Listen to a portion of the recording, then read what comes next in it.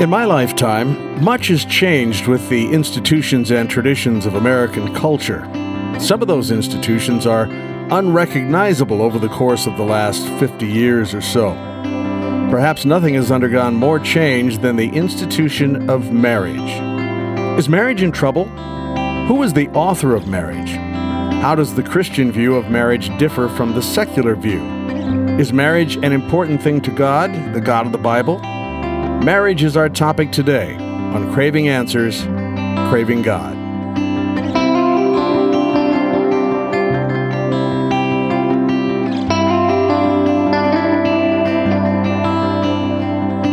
I'm Chuck Rathert with Aaron Miller. Aaron is the pastor of St. James Lutheran Church in Glen Carbon, Illinois. Aaron, on a scale of 1 to 10, with 10 being the worst, how much trouble do you think marriage is in? It depends on which marriage you're talking about. And there's some really bad marriages and there's some really good marriages. Most marriages, I would think, most normal marriages are a mixture of good and bad, or of being in trouble and being successful. I think that the key to having a good marriage is to realize that your marriage is in trouble, to realize that there are forces at work trying to undermine it. Now, your question was about marriage in general, I know. I can't hardly think about that without thinking about my specific marriage, though. The marriage is in trouble. Marriage has always been in trouble. It's always been hard for human beings to sacrifice themselves for another person, to give up their rights, to love and serve other people.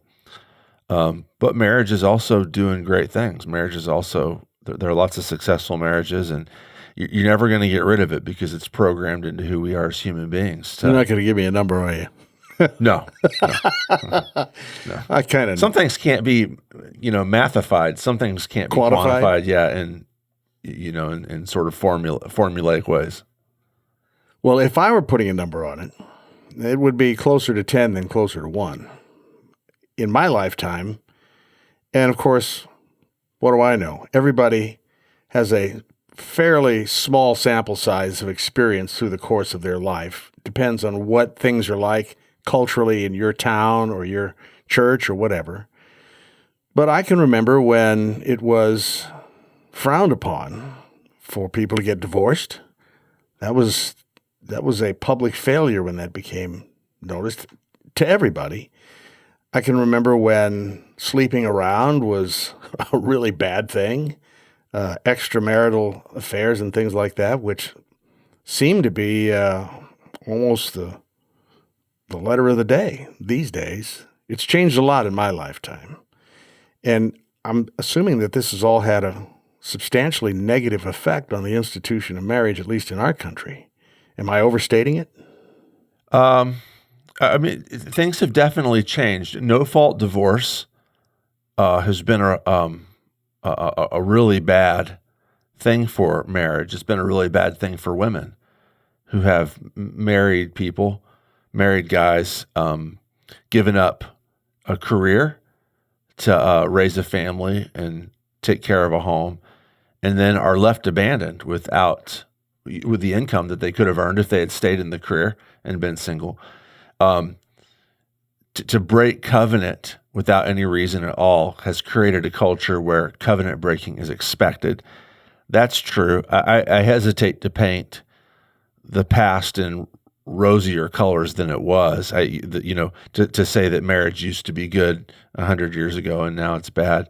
There were lots of bad marriages. There were lots of people doing bad things. As a part of my family story is one of my great-grandfathers was a farmer, lived on a farm with his wife and my grandparent, and brought home a venereal disease. This is in the late 1800s, early 1900s.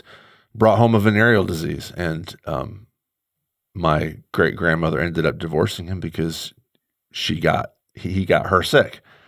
I think that this sort of behavior is people are fallen and broken and selfish, and this is the way that people have behaved from time immemorial. And discouraging, yes. have there been changes recently? Like I said, within the past generation or so, to marriage, an attitude towards marriage? Yes, very much so. Our individualism is becoming celebrated in ways that it maybe wasn't 150 years ago.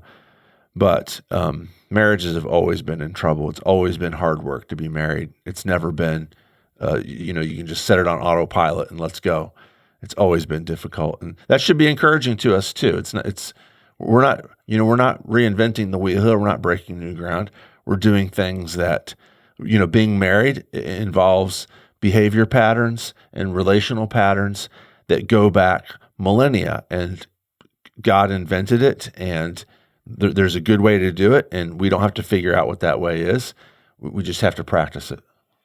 Well, you anticipate my next question. You said God invented it. My question was, if marriage had an origin, when was it originated, and who was the originator? You say God originated marriage. Yeah, and I shouldn't maybe have used the word invented, because that's gives kind of the vibe of, God is sitting around thinking, all right, I got these humans I created with something that they can do to, I don't know, make kids and not get lonely at night and those sorts of things. Actually, it's less that God invented marriage and more that marriage flows out of his character. And not just marriage too. Marriage is probably the closest picture we get of the character of God in this way. But I realize we have a lot of listeners who aren't married, that we have some single listeners, and I'm not saying anything that doesn't apply to them as well. That God, the Christian God, is not this big man up in the sky. The Christian God is three persons, eternal, completely and infinitely in love with each other, the Father, Son, and the Holy Spirit. There's never been a moment when the three of them have not been completely entranced with each other's company, in loving each other, and serving each other, and being with each other. When God decided to make human beings, the Father, Son, and Holy Spirit made us in his image to look like him. Male and female, he made them. Genesis 1:27 says, God made us. He designed us for relationship. So marriage isn't something that was just made up. Look, it's not some sort of like societal institution that was just made up by human beings, for convenience. It's not something that's evolutionarily grown into. It's something that goes. It goes right to the heart of who we are as people made in God's image. And I do a lot of premarital counseling, marital counseling. People, they crave good marriages. People who are single many times long to be married. People who are married many times long to have good marriages. And they're all looking for the same thing. They know deep down inside that there's something, I'm not going to use the word magical because that's very rom-com-y, although there's something about rom-coms that taps into this as well. They know there's something deep and profound and cosmic and real, capital R real, about human relationship. And that's because we were made for it. We were designed for it. Not everybody was designed to get married. Everybody was designed for relationship, though, and marriage is one excellent way that we experience this. So is the origin, God creates Adam, then God creates Eve from Adam, and their husband and wife? Is that the origin? Yeah, it goes back right to the very beginning. There was never a human being that wasn't designed for relationship. So what would you say to me if you could read my mind? I suspect that most people who don't necessarily follow your line or agree with your line of thinking are thinking to themselves, oh, well, I've heard enough. I'm out of here. Because if God made Adam and Eve, and if that's the origin of marriage, that's too narrow for me. I want to be able to get married and divorced and get married and get divorced and maybe play around a little bit on the side. And, that's what I want to do. So it's important to me to think of marriage as a civil institution, not a divine institution. What would you say? God invented both of these things. There's not like a separate world where you have like divine world here and civic world here, supernatural world over here on the left, and natural world over here on the right. Dividing the world up in those sorts of categories, sacred and secular, It's very much an enlightenment thing. It's not the way the world has ever worked up until the past 200 years. And I can make a good argument that it hasn't worked very well with us. This dividing our lives up. Okay, make that argument. I want to hear it. Dividing our lives up, which is maybe take us a little bit far afield. I'll try and keep us close to home to some extent. Dividing our lives up into sacred and secular has meant that people, there's a lot of options here, but the two big broad options on the ends of the spectrums are people are like, I don't need any sort of supernatural world. I don't need God. I don't need any sort of like deep cosmic meaning that's bigger than my own existence. So I'm going to live life in the here and now based upon just what I see and experience. And what that leaves people with is this sense that I don't have purpose. I get up, I go to work, I make some money so I can buy some gas to get up and go to work the next day. And I might have a few pleasures along the way. I might have some good food, I might have some sex, I might take a vacation, but that's my life, and it has no more meaning bigger than that. And this is one of the things that we as a secular society have bought into. And you can say, okay, but there's a faith world. This is extreme. The faith people are over there. They've got that covered. So you look over there at a lot of faith people, and you have people who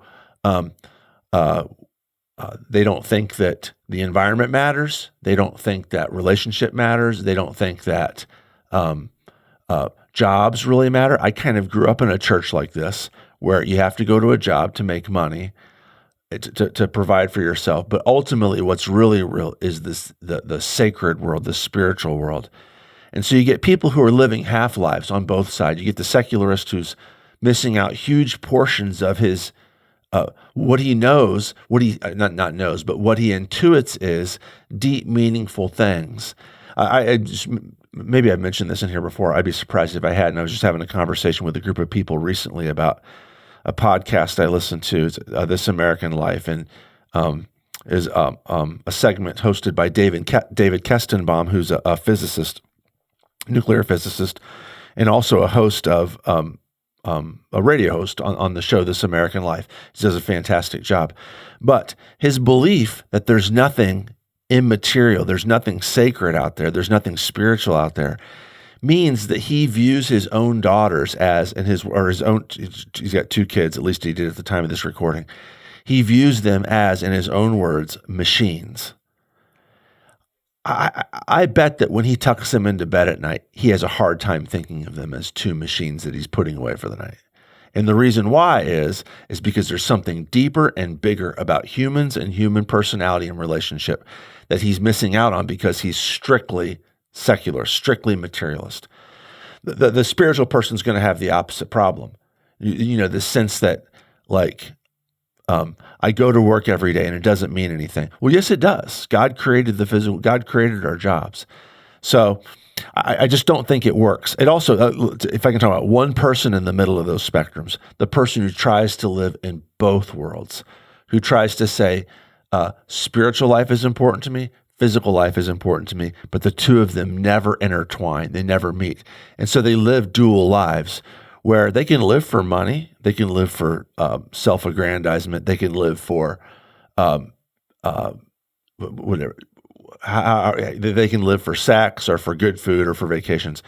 But then they can turn the switch and all of a sudden be spiritual, go to church. Or for an hour on Sunday? Yeah, or go to mosque or go to synagogue, and they can be spiritual, or they can do their meditation. A lot of times I think about, this is an old illustration coming from me, I think about the Beatles, and especially the Beatles that they break up, and in the 1970s, I was talking to my daughter once about George Harrison and the Eastern religion life that he was involved in, meditation and those sorts of things, completely divorced from his day-to-day life where he was sleeping with his friend's wife.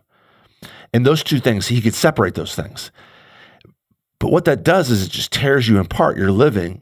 This is why we have identity crisis, is because we take our identity and we split it in half, these sorts of things. And the best thing to do is to say, we are both spiritual, physical beings. We live in a sacred, secular world. We live in a divine and Actually, I would just be comfortable saying the entire world is divine. Gerard Manley Hopkins said the world is charged with the grandeur of God. Marriage is the same way. Marriage is sacred. It's also civil. Marriage has to do with souls. It has to do with bodies. It has to do with money, but it also has to do with emotions. It has to do with relationship. It also has to do with housekeeping. And to divide those two, to say which one is it, it's actually, it makes best sense when it's both. And you don't really have to do that. We do it to ourselves. Yes. We don't have to divide all these It's artificial, things up. yeah. It's artificial. So I guess Adam and Eve debuted the one man, one woman model for marriage. However, in 1 Kings 11, verses 3 and 4, we read Solomon had 700 wives and, just to make sure, 300 concubines. How is it that the one man who received the gift of unprecedented godly wisdom managed to collect 1,000 wives and concubines? Because even wise people are stupid sometimes. Even wise people are foolish. And Solomon, is he a good guy? And it's a very complicated question. Solomon, the Bible describes him as being a wise man. And yet, when given the absolute power of being king of this little nation, he does what men do when you give them absolute power, which is he collects money and women. And he destroys the lives of how much? So it's 1,000 women. Were any of them happy? Were any of them fulfilled? Almost certainly not. So, doing what we would call sexual assault, forcing women into a harem. It's a horrible thing. It's a horrible thing. And the fact that he's described elsewhere as wise, because he did make some very, very wise decisions, doesn't mitigate at all that he trashed the institution of marriage, and he did it to his own downfall. He did not die a happy man. He did not die with a happy family. His son loses the kingdom. The Bible describes him as slowly degenerate. Solomon is slowly degenerating away from wholeness and happiness and peace to a life of idolatry, almost certainly to his own desires, and becoming less than human in his behavior. And so, that's a bad thing. That's so sad. It is super sad. And people will ask me sometimes, so this is a lot of people who are familiar with the Bible will say, what's the deal with all these bad people? And the Bible's, supposed to be a good book, and your religion is supposed to be a good religion. What's the deal with all these bad people? And this is a good time to stop and say, my religion is filled with bad people, of whom I am just one of them. And I'm no different than Solomon. I'm a jerk too. Hopefully, it could also be described from time to time as wise. But thankfully, ultimately, God is not evil, even though his human creatures are. God is faithful and God is good. And even when Solomon and Aaron Miller aren't. It's a good way to gauge God's mercy, because we are, after all jerks. Yeah. And most of us, if we had an opportunity to deal with a real jerk, would just, I'm done with you. And God doesn't do it that way. No, he keeps on loving Solomon and us. So I don't think we can talk about marriage without talking about sexual immorality. One man, one woman for life. It's I think that's kind of the maybe oversimplification of a biblical or a Christian moral perspective on marriage. But right away in the beginning, when God makes covenant with Abraham, and then Sarai can't have children, so Sarai gives Abraham her handmaiden. So Abraham goes into the handmaiden. Well, that seems like that should have been a red light. Seems like Abraham should have said, oh, no, that's not the one man, one woman principle. David has many wives. David sees Bathsheba, and all of a sudden he decides he has to have her. He doesn't seem to have a very good understanding of one woman, one man. So if Father Abraham, or King David, or as you and I both know, we could go on and on about the people who have violated the principle. If It's okay for them. Why is it a problem for us? Why can't we do that? Well, it's not okay for them. That's what we're talking about Solomon, is that David was still described as a man after God's own heart. yeah, God is gracious and merciful to people who sin. The odds are high that many of our listeners have cheated on their spouse. This is just the statistics, right? If God treated us the way we deserved, we would all be dead. But God is still gracious and merciful. He's still good to his fallen human creatures, even when they rebel against him. God's design is one man, one woman for life. And a big reason for this is because God designed marriage to be a reflection of his own character. And the Father, the Son, and the Spirit do not cheat on each other. They are, above all, faithful. They are loyal. Covenant loyalty is such a huge quality that the Bible over and over emphasizes, a huge quality of God's that the Bible over and over emphasizes. And that's why in my relationships, I'm called to this level of covenant loyalty, not because I need to do these, not because, well, you're a pastor, you're a Christian, you should just be a good person. That's not it's not that. It's that being a good person means looking like God. God designed us to look like him. And when we're faithful in our relationships, whether it's to our spouse or to our kids or to our parents or to our friends, when we're truth tellers, when we don't abandon, when we don't use our words to tear down, when we are faithful in relationship, we look like God. And he's pleased with that, and it makes sense of our lives. It makes sense of our lives to look like him because we were designed for it. What doesn't make sense is to just do what I want to do. Every single person who's listening to this has wanted to abandon a relationship before, a relationship that they were committed to. Could be marriage, could be a friend relationship, could be a parent-child relationship. But doing that, there's a certain sort of itch that could scratch from time to, at times. But doing that, it's wrong. And even if you do it, and even if there's things about it that are pleasurable, there's a part of it too. Well, one thing we do now is we pretend like it doesn't matter to hurt other people. Like I have to do what's right for me. And this is just, it's just, you see people with trails of hurt lives behind them because they just do what they want to do. It's easy to see from the outside that being unfaithful is bad. It's hard for me in my relationships. Sometimes I'm like, well, I just have to do this. I just have to cut this person off. I'd be really happy if I could cheat on my wife. It's easy for me to feel like that. It's hard for me to see that sometimes, that's actually going against what it means to look like God.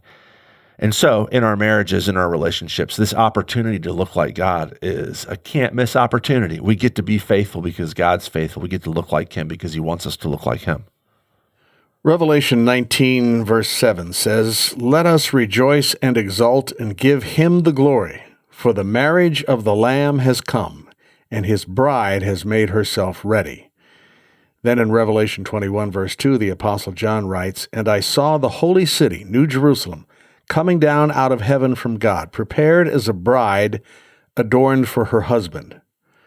So this makes me think that the concept of God as husband and church as bride was a concept that preceded the marriage concept of Adam and Eve, two human beings, that looking at Adam and Eve is really like looking at a shadow of the big reality of God and his people.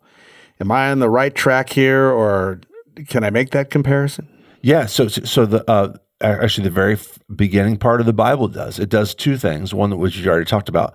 The thing that you're talking about is at the end of Genesis 2, God, creates this man and woman, puts them together, and says, "Therefore a man will leave his father and mother and be joined to his wife, and the two will become one flesh." Paul in Ephesians 5 says that that's actually talking about Jesus and the people he's going to save, his people, Christ in the church. And so marriage is it like you said, that's a good line. It's an echo. It's a shadow.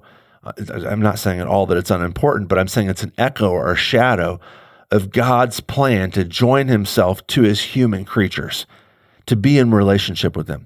The other thing that we've already talked about, the facet of the diamond of marriage in Genesis 1 is that God says, I'm going to make humans, he doesn't say I, he says, let us, plural, make humans in our image. Male and female, he made them, which tells us, this is the very first chapter of the entire Bible, that God created the first husband and wife to be an image of him.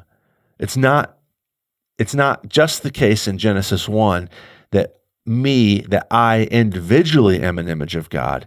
It is the case, though, that I, in relationship with Angela, and by extension, my kids, my friends, my neighbors, I, in relationship, am an image of God. God created us for self-sacrificial service and relationship.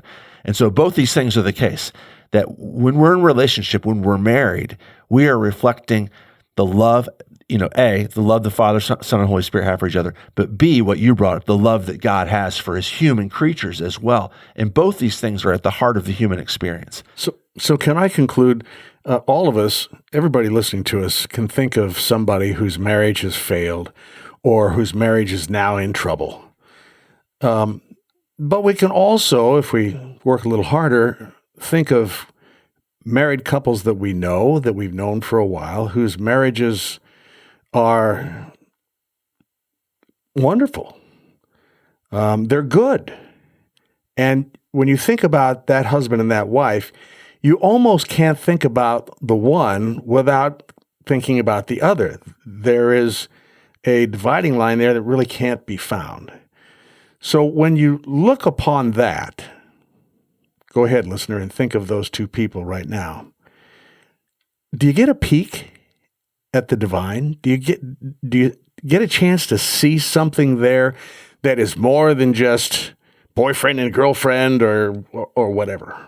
Yeah, for sure. Like we've been talking about, that's designed to echo the divine. And when you see it, when you experience it, it taps into that deep sort of, when you see somebody, my grandfather did this. My grandmother had dementia. She got dementia in her 90s, and he refused. I'm not saying this is the right thing for everybody, but he refused to put her into assisted living. He wanted her at home. And so he spent, and this probably shortened his life as well, he spent his 90s, the early part of his 90s, taking care of her. He gave up his life so that she could be at home and she could live in the house that she had lived in since World War II. When you see something like that, when you see somebody do the hard thing and say, I'm committed to this person, it would be culturally fine. Nobody would question me at all. If I just used some of my savings and put her in an assisted living home, I could visit her maybe once a day, and then I could go and I could have my friends and I could have my life and I could take trips and those sorts of things. Nobody would have faulted him. Why did he do that? I mean, the short answer is he loved her. But that's just code. That's just shorthand for he and she had reflected the interpersonal life of the Trinity for 7 decades, and he wasn't going to abandon that.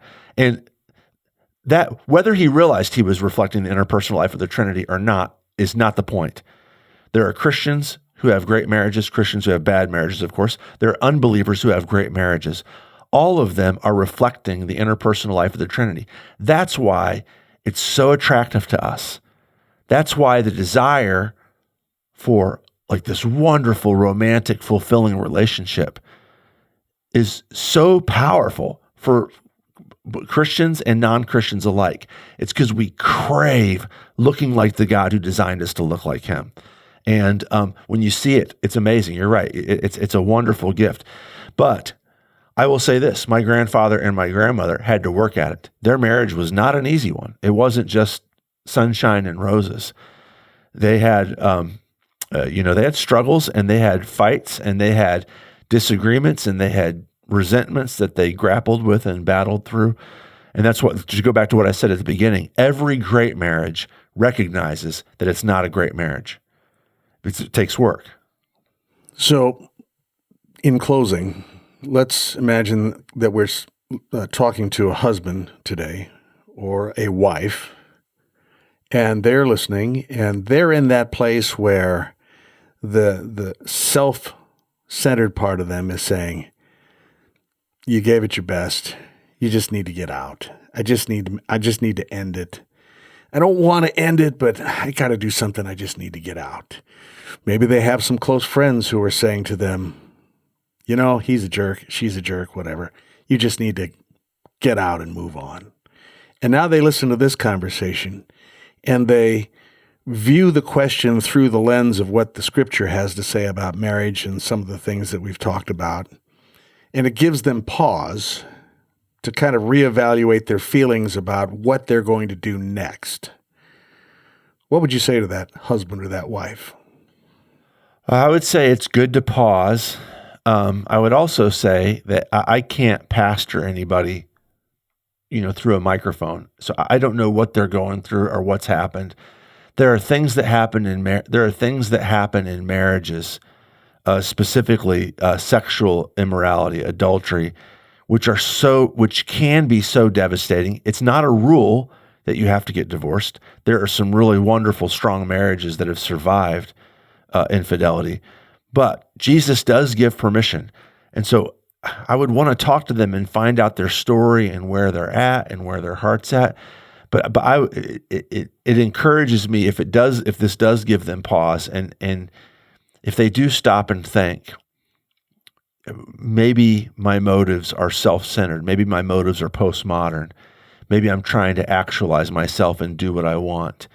And maybe I can find, through the help of Jesus, I can find some deep satisfaction by giving myself up for the sake of this marriage to try and repair it. But that goes too for friendships. Don't just abandon your friendships when things go south. Hang in there and work on it. There's something about who God is and how he designed us to look like him that we tap into when we're faithful in our relationships. That's our conversation on the subject of marriage. We genuinely pray that you are blessed by our program. If you find these discussions helpful, we have more than 70 episodes featuring a wide range of topics on a variety of platforms. Thank you for listening to this edition of Craving Answers, Craving God. For Pastor Aaron Miller and our production manager, Larry O'Leary, I'm Chuck Rather.